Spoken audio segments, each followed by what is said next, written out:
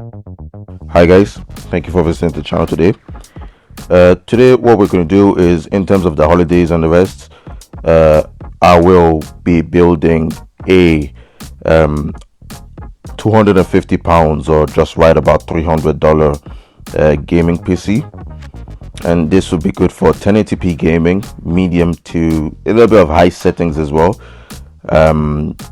And this will be good for playing games like GTA 5, Fortnite, Overwatch at medium to high settings.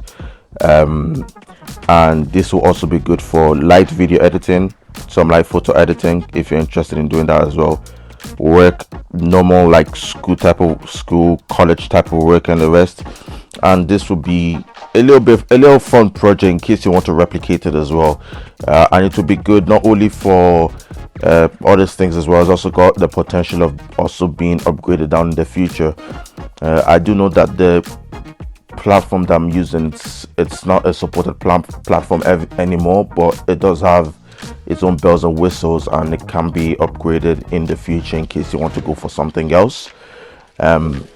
The graphics card as well can be upgraded to something else as well. So you have that, but in case you only just have a budget of about £250 to £300, this is a great way to start. The performance is on point. You're not really sacrificing much in terms of performance that much, especially for the budget that you're going for.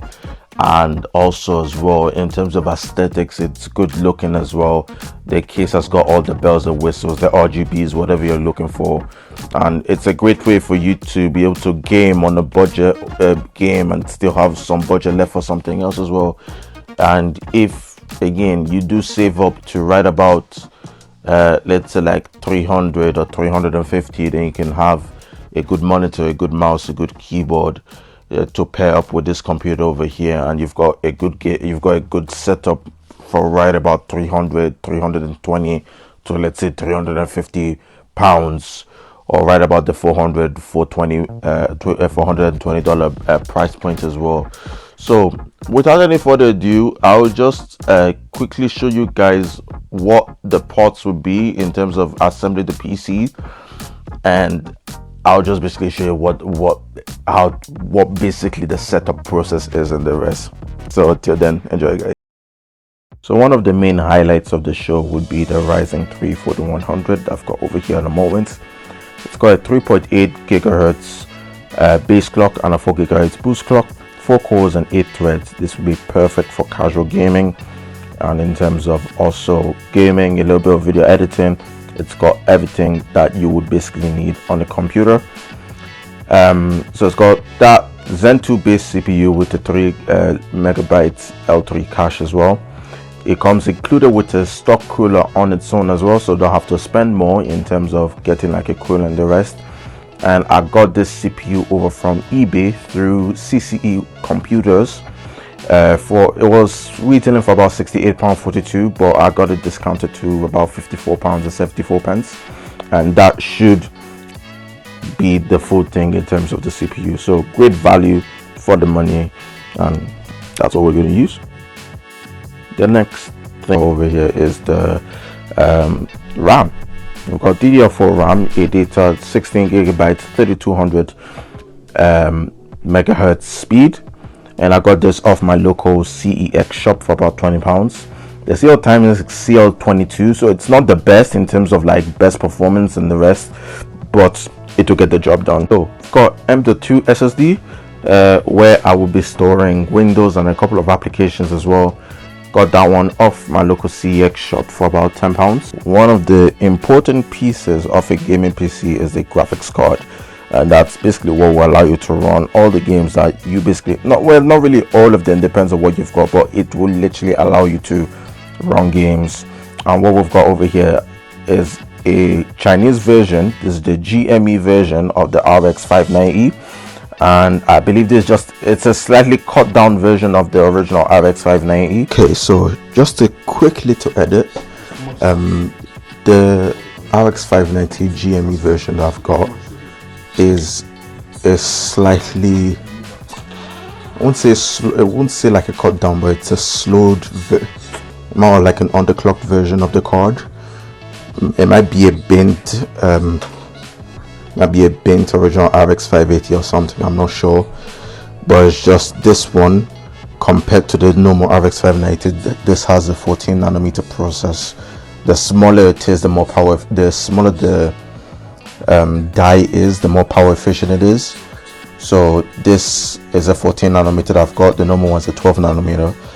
Another thing is as well, the clock speeds are much more slightly higher on the original RX 590 and the GME.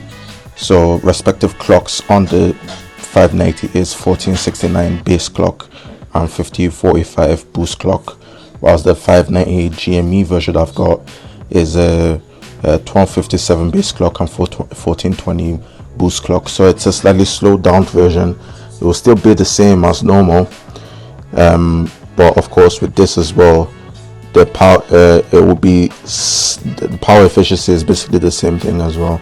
So it is the same thing as always, just a little bit of the chip is just a slightly increased chip and the base clock is a little bit reduced, but because of that the actual price of the card also got reduced as well. But apart from that, it's basically the same thing.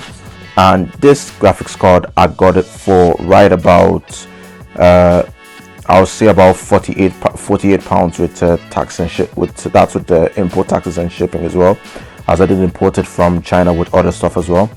This one, really good card, just about 140 watts of power, and this is a really good capable 1080p card. Here with the 128, I've also got the 1TB desktop SA hard drive from Seagate. This is what I'll use to store the games over and the rest.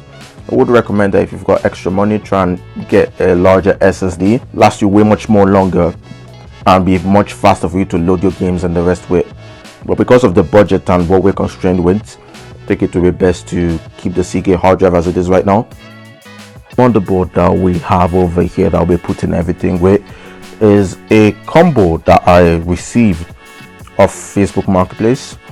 So this is the Gigabyte B450H, B450MH, and basically just it has the B450 chipset on it.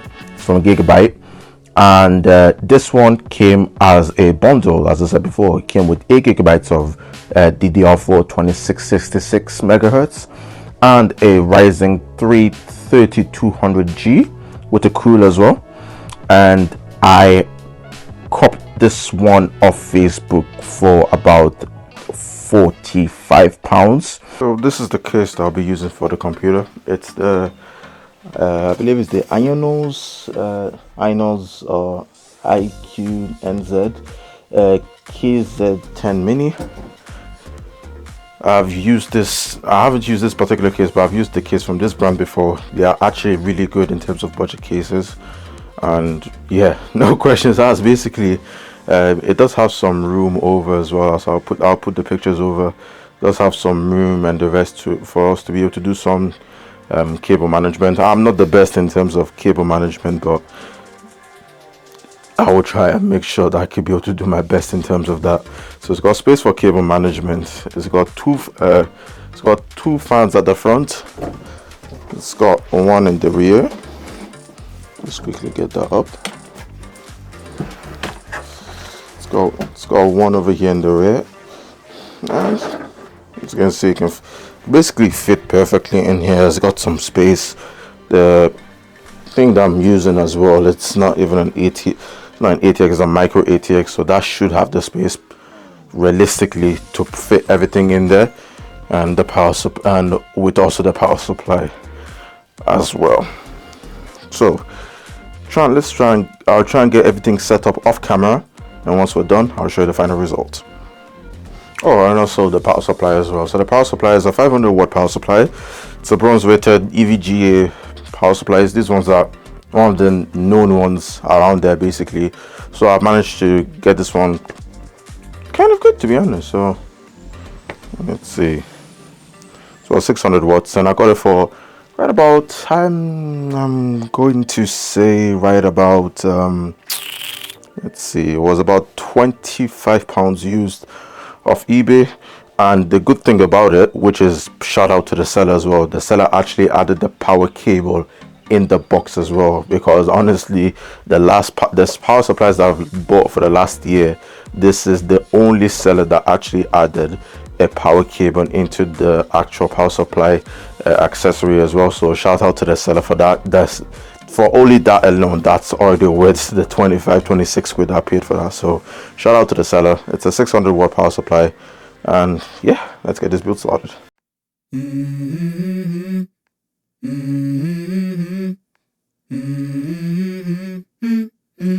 Let's go. I wake up to a little bit of drool on my pillow, feel like it's gonna be a bad day. Yeah, I'm tired of shit, and the coffee ain't hit yet, damn, ain't that great. I don't wanna go to work, cause my boss is a jerk, and I'm not even that paid. I need a change in my life, cause I don't feel alive, and there's nothing that makes me happy. Hold my beer for a minute, I'm about to quit my job, cash in for a ticket. I'm going on a trip and I don't plan to visit. I'm gonna stay there till I feel like I'm winning, and this is just the beginning. I need a big change, help me feel like living. I need a big swing, home runs I'm hitting, and I'll never look back, moving on till I get it all. And we all got dreams, we all want things, but what you gonna do for it? How you gonna move for it? What you gonna be? And do you believe you can do anything? But what you gonna do for it? How you gonna move for it? What you gonna be?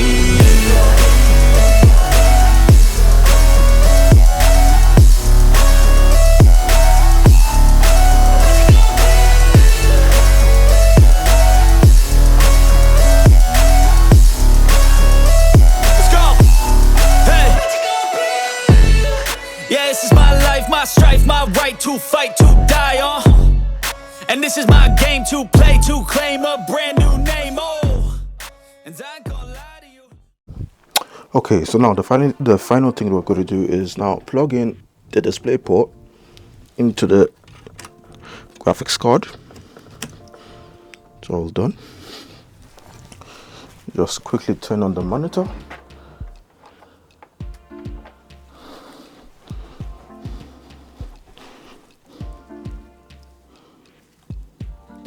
Okay, and let's see, it's now the moment of truth. Will this thing turn on? Oh, let's see. Just turn it on with my okay, that's live.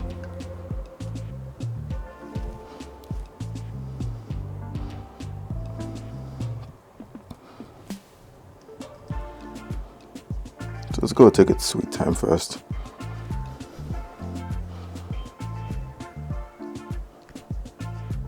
And here we are. So let's see. New CPU installed, of course. Y to reset the FTPM. If you have a BitLocker and equation level, system will not boot with our recovery key. Press on to keep the FTP record and continue with the old system boot. It will not be enabled in the new CPU. You can swap back to the old CPU to recover TPM related features, keys, and data. We do not care about that. Okay, perfect. There we go. That's the one we're looking for. So, as we can see over here, the PC is loading up fine, just as normal. And as we can see over here, this motherboard now recognizes the Ryzen 4100 because of the BIOS update. Let's quickly get that plugged in. It's because of the BIOS update, now the motherboard can recognize the new chip in there. As I said before, can be able to recognize up to the 5000 series Ryzen CPU, so you can support that. So you can see that's the base clock. I believe the boost clock is 4 gigahertz. So that's everything over there. The 16 gigabytes of RAM that we installed in there is now detected on the system, and that's the BIOS version of the last time. Let me just quickly then, and also the date of the BIOS as well, which is the 20th of September 2023. So now alternatively it will ask me here to bring out some sort of boot code. So now they tested it over there, tested that the CPU is working, detected the CPU, it detected the 16 gigabytes of RAM, and I'm booting off the RX 590 that I've got over there as well. So what's going to happen is I will show you guys how to get Windows installed on this PC, which is it's reasonably simple, and the only thing you just need is a USB stick, just like we mentioned before. So if you just quickly hop onto the computer, I'll show you how to do that.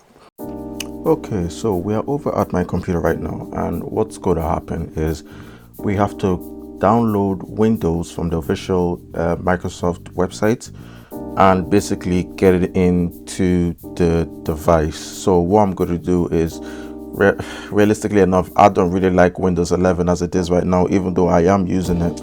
But I don't really like how Windows 11 is and the restrictions and the rest. Whilst I do know that the CPU does support Windows 11 because it's got the TPM and 2.2 technology, I just don't feel any right doing it. I know when you advertise the computer with Windows 11, that's when buyers will be most likely interested. So that's why I might as well just download Windows 10 off the Microsoft website first. Once that has been done, I can go over and upgrade it to Windows 11 if need be for the customer. So what's going to happen is I've got a USB 3 stick over here, which I'm going to pop into the laptop. And what's basically going to happen is, because this is the same stick I used to get the BIOS update from before, normally what's going to happen, you have to format the drive. So that's, again, just like we did before, you have to clean the drive over because it contains the BIOS for the motherboard, which we won't use anymore because the BIOS has already been updated. So again, how you normally do that is just you go over to the USB stick, you right click it, and you click format. And over here you see the capacity, the system, keep it as FAT32, the allocation, keep everything the same, and what you just do is just press start. Now be careful, as I said before, formatting the drive will make loss of your data. So if you do have any specific data that you do want to keep, suggest you back it up on a temporary device for now. Once we're done with the Windows installation, get off the Windows installation and put the files back on the drive. But Windows will not install with other files in the device because, well, type of different troubles at the device that we do not want to go over for now. So once it's done, we just press start and click OK. Take its time, but eventually it will format out. Then that is the drive ready for Windows to be installed out. So we just go over to the Google or any browser that you want to go, and you just type Windows 10 ISO Microsoft. And over here you can see the official Microsoft website. Download Windows 10 disk image ISO file. Click that. Then over here you're going to see a couple of options to see the Windows 10 2022 update. That's not the one that we're interested in. What we're interested in is the Create Windows 10 Installation Media. Then we click Download Tool now. This tool will not be putting the tool on the USB stick. It's just going to be kept on the computer. And what's going to happen is whenever you found it from your download, if you don't find it over there, just go to your File Explorer, go to your downloads, and install that over here. So just double click it. Accept Windows to make changes on the device. It will be changing anything on the device. Realistically, what's going to happen is it's just detecting the computer and the rest. So we'll try and get some few things sorted out basically.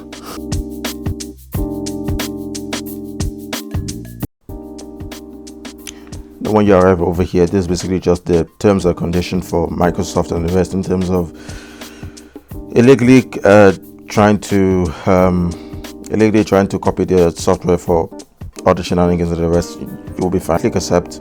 It will still do the loading thing, so start trying to get some of the information down with, and just basically trying to scan over the system because it thinks that we're going to install Windows 10 on the system, but doesn't know that the reason why we're doing this is because we're trying to get the ISO over for another system. So it'll take its own time, but don't worry, if it keeps loading, that's fine. Sometimes it might be slow depending on your internet connection as well. So internet connection speeds matter. Whatever your computer whatever computer you've got, that also matters as well. So just give it some time, and eventually it will load up on its own. So eventually it comes to the point where it goes, what do you want to do? So do you want to upgrade this computer now, or do you want to create an installation media? Now for this USB stick, which you see over at the screen as well, you'll click create installation media. I'll click next, and we're basically this settings over here. We're going to keep the settings as it is right now. Use recommended set options for this PC, so yes. I click next, and where do we want to choose the media to be burned to, basically. So we can either do it over to the USB flash drive, which is what I'll do, or you have the option to also burn it to a DVD, which, to be honest, I don't know who would use one nowadays, but you've got the option there in case you need one. So basically, once that has been done over there, what you want to basically do is just click next. It recognizes the drive that you've got over there, so just click it, then click next. So basically what it's going to do is go load it up, and at this point in time it will start downloading Windows 10 into the flash drive. Now, depending again on your internet connection, it might be fast. Internet connection matters, your internet speeds matter, so it might download Windows 10 like at a breeze. Then eventually, when burning it over to when copying it over and pasting it over to the USB stick, it could be that it could take lots of time. So internet speeds matter, your computer to a point, the current computer you've got matters as well, and also your USB sticks matter. So the USB stick that I've got is a USB 3 stick, so copy the file should be slightly more faster because of bandwidth and the rest. So I'll just leave this thing over here for a couple of minutes. Whenever it's done, I'll get back to you guys shortly.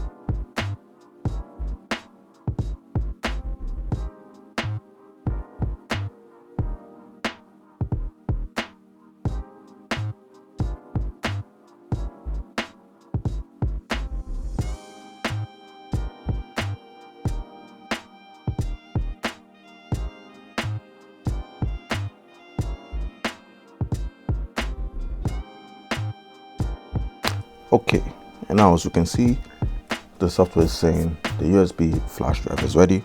So just click finish, just give it a couple of minutes, and now Windows should have come up with a pop-up, but it didn't. No problem. So you just go back to your file explorer, this USB stick, and boom, this is Windows. This is the Windows 10 stick now. So it's basically formatted to a Windows type of a flash drive. So when you plug it into the computer, it will go to the BIOS. It will just start it will start looking for the operating system. So this will be the first point of call. So the only thing you have to do now is just remove the USB stick. Should be good to go. So we'll go back to the computer and we'll finish this off. Okay, so we're back. What's going to happen? This USB stick over here, we're going to put the USB stick over there and just plug it into the computer. Plug it in the port or something. I'll just plug it over there.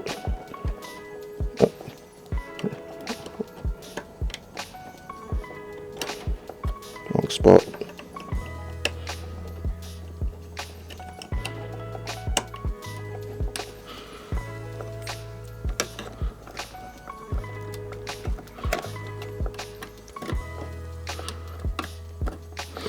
Okay. What's going to happen? Just turn on the system.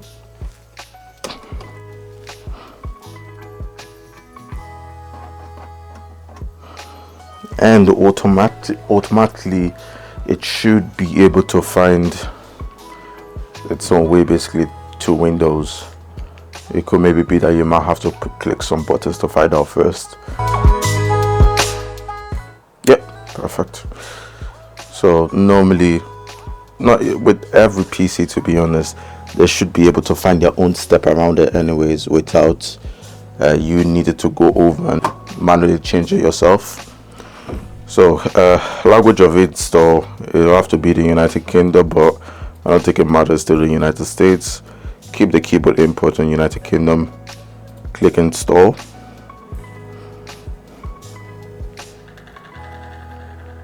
I do not have a key for Windows at the moment, but I'm going to add it afterwards. Let's go to Windows 10 Home.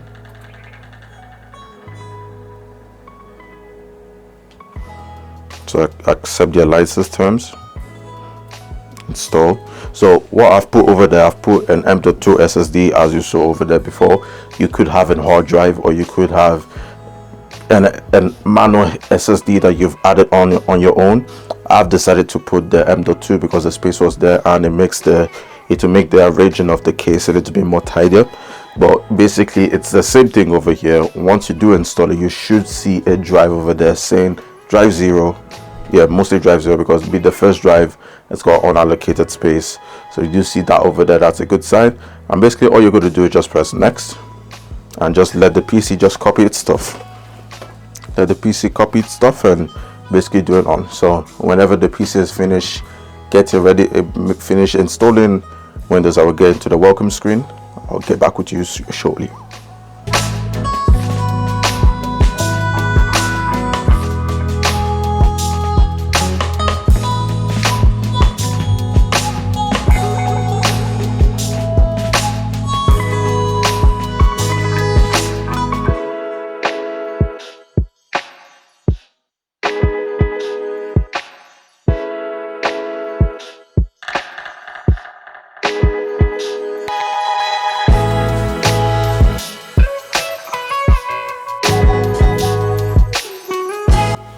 Okay, so once everything has been installed on Windows, again there should be this guide instead. So basically I won't go through the setup because the setup is pretty easy, but although I will give a recommendation though to do not connect to the internet, as it's going to ask you for a password.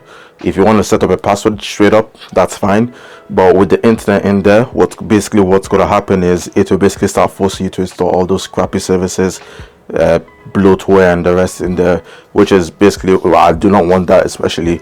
So I'm going to set up my PC without any internet of some sort. After the PC has been set up, then I can connect to the internet. So that's what I'm going to do. Going to record this part of the video, but I think these ones are pretty much important for the people that do not want any of the services and you want probably one of the smoothest transition over to Windows without any slowdown and the rest. The best way for you to do that is basically disabling these services, as these services, they do take a good chunk of your resources, especially for a system like this that is basically running on 4 cores and 8 threads. So basically let Microsoft apps use your devices. Go no, then accept. Find my device, no, and keep accepting it. In terms of sending data, I don't really want them to send anything through my PC, through this PC at least. So I'll just send the required diagnostics data only. Improve inking, at the moment no. Let Taylor experience it with diagnostic data, nope. Advertise an ID, nope. Let Cortana do his thing, nope. And basically what's now going to happen is the PC is just going to get itself set up. So I'll just leave it to do its own thing. I'll come back on the PC setup. So when you do manage to power up your computer and you've managed to get everything sorted out, please, it's really important that you go over and you download whatever graphics card drivers you've got, because if you just get the computer over and think you can start gaming from them, that doesn't work like that. It needs data from the manufacturer, which are known as drivers, for it to work, so that it's got the necessary data for it to do its own task. That's why over here now you will see me on the screen now. I've got Chrome installed and the rest, but most importantly I'm going to the manufacturer's website, which is AMD, and getting the drivers downloaded. So it's simple as it is. Just follow whatever is on the screen right now and easily show you how to download one.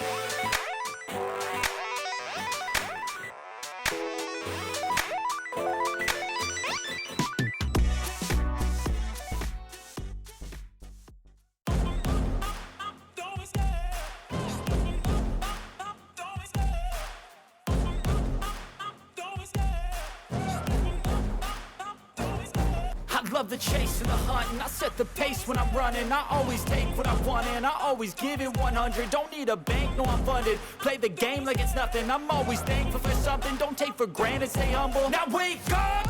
It's time to look at the enemy. Look in the mirror if he is no friend to me. It's not working out, maybe it's the chemistry. It's time to break up so I can make a better me. Better believe in your mind, cause it's everything. You can mold, shape, find almost anything. All it takes is some time and some clarity to find your identity. It's mind over everything.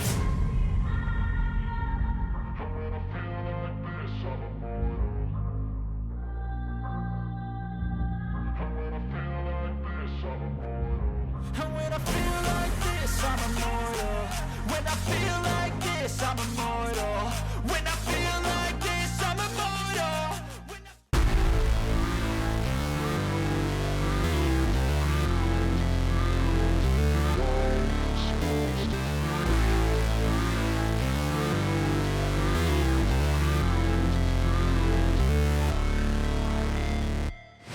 Never break, always fight, never quit, do it right, play the game, win it life, have no shame, there's no time, feel the pain, live the grind, I could change.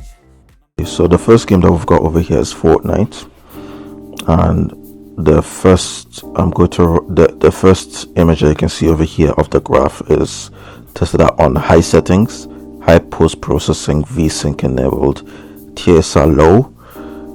Everything is basically at high for view distance and the rest. Get an average of about 60 FPS, minimum 24 FPS, and the max about 94. Sometimes gonna hit the 100 as well. So this card is very, very capable for a game like Fortnite. Next game is Overwatch, and I feel like Overwatch is one of them easy to run games that's just there, and you can be able to run it on a good semi-decent hardware, and that's the same case over here. So what we have over here is Overwatch, high settings, VSync enabled with a monitor as well, 1080p, got an average of 75 FPS on the game, a minimum of 5 FPS and a maximum of 144, but that's probably because I enabled VSync, and this is a 144 Hz monitor. And yeah, it was buttery smooth, had no hiccups, no lag spikes or anything, just runs smoothly. Okay, and the next game that I do have over here is Kamen Rider Memories of Heroes. This is a tokusatsu game, Japanese superhero, all them over there. Anyways, this is off the user emulator, as the game is a Switch game and a PS4 game, but Switch games have a little bit better in emulation and the rest. But anyways, so this game run it on the Yuzu. The game itself, it says it's running on native 30 FPS, but with the way I saw it, I knew that's a straight 60 FPS. And I believe it's also probably because I got VSync enabled. I believe there is a button that if you click that button, I escape my mind, it will actually tell you like what FPS the game is actually running on and the rest. But I forgot to activate it. But I know this game can easily enter 60 FPS, and not only just this game, especially other Switch games as well. You can be able to run it on this PC with 60 FPS or above. It might probably be the case that if it doesn't run that way, then you have to lower your settings a little bit. But apart from that, you can easily run 60 FPS on this game, and that was the on the user emulator, and that was the case over here. Not all games are optimized for use at the moment. The team are actively looking at optimizing the games. I remember this game 6 months ago wasn't optimized for Yuzu, and after a while it does seem now that the game it is optimized over here now, because there used to be black bars and black jitters and some sort of like artifacts and the rest, and by looks of it, it does seem that they finally fixed it as well. So do keep in mind that not all games are optimized for use at the moment, but the ones that are, they do run really well, and that's the case. What do you think about this computer over here? I feel like it's a good computer that doesn't really sacrifice much performance, but again, It's got the modern stuff that you basically need. Has got a good upgrade path because it is a Ryzen 3. If it's the case that you do want to upgrade to a Ryzen 5 or a Ryzen 7, you have the choice to. That provides a better performance into the computer. That means that if it's the case that you do want to think of streaming, you've got the opportunity to do so as well from a Ryzen 5 to a Ryzen 7. You've got the choice of also upgrading the graphics card. Has got a very good upgrade path over there as well, and you've got like the flexibility is all yours. It's not really that flexible because the company has moved platforms from AM4 to AM5, but it's still got good upgrade pathability on the future as well. This computer doesn't sacrifice any type of thing at all. It's got good amount of performance, good amount of aesthetic looks as well, because sometimes you have to give something out to receive something in return. For me, I don't really mind the RGB as long as I can get great value for the money that I've got over there. Also as well, a little bit of I won't really say problem, but it's more of like it depends on who the person is. This specific card is, especially this XFS model that I've got, it does have some coil whine issues, so you would hear some high pitched noise. That's due to the amount of electricity flowing through the card that is basically just making that zap noise. So it just depends on who the person is. If you normally wear headphones, you should be fine. If you're not the person to wear headphones, then you do have to be cautious of what cards you buy, because this specific card I've got, I do know it sips not really a lot, but it does sip a good amount of power. Comes with that noise over there, the coil whine. So it's nothing, it won't affect the PC at all. It's not something that will affect the PC. It's just the noise level is just going to be fairly crazy, especially if the GPU is going to be pegged at 100% at all times anyways. But yeah, apart from that, really good PC from what you saw in the benchmarks and the rest. It's a really good 1080p. I would say medium to high level. It is a good card. It's a good card to go by. And for anyone that does have a slightly much better budget, do not worry, as my next video will bring out something slightly better with a slightly better budget, and this one will be looking at 1080p high ultra to a little bit of 1440p gaming on the next video. But till then, if you want to replicate everything that was being made in this video over here, I'll bring out the whole list over there. In terms of the card that I did use, it was a bit overpriced, but it was on the card that I did use. You might find it a little bit overpriced in the services that you will be using, but I'll provide something I'll provide an alternative or something close to the range that I'd buy it for anybody that's interested in replicating the 1-to-1 scale. But yeah, this is a great PC for anybody. If you're thinking of getting a PC for a loved one, or you're trying to see if you can be able to build a PC for yourself and the rest, and you're in a limited budget, £250 or about $300 will give you a really good upgrade path as well.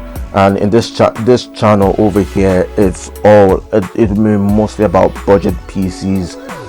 I mean, from time to time, it won't hurt for me to jump over to more of the high-end stuff, but it's more focused over to the budgeted type of stuff, to basically know that you can be able to get you can be able to play good amount of games without having to sacrifice $1 or $2 grand for a PC. You'll be able to get something good for like this for £228, and let's say, for example, you save up somewhere between like £300 or about $400 or something. You can get a good PC like this, and you can get a good monitor off Amazon for about, let's say, like $120. And if you do find some monitors on sales, you can also save up on those ones as well. Have that, then use a good monitor, a good keyboard, and a good mouse, and you've got a good, let's say you've got a good gaming PC over here for about over here in the UK for about £300, and that would be good for you to use over. And if you want to upgrade in the future, also have the point to do so as well. So as for me, I'm proud of what I've got over here at the moment, and hopefully you guys, if you want, you can replicate that as well. As I said before, I'll put the list over on the screen as well with the prices and the rest. And yeah, what do you guys think about the PC over here? Of course, it's not in terms of, I'm not a high level PC builder, though I am trying to, of course, try to get better my skills from time to time. And I feel like I get really good deals most of the time, and I think it's time for me to share the deals I've got as well. So this is what this channel is going to be here for, building budget pieces that you guys can easily recreate. And from there, we'll look forward to the new years, and we'll see what we can be able to get next from there. So if you guys enjoyed this video, please like, subscribe, share, and until see you guys next time then. Cheers.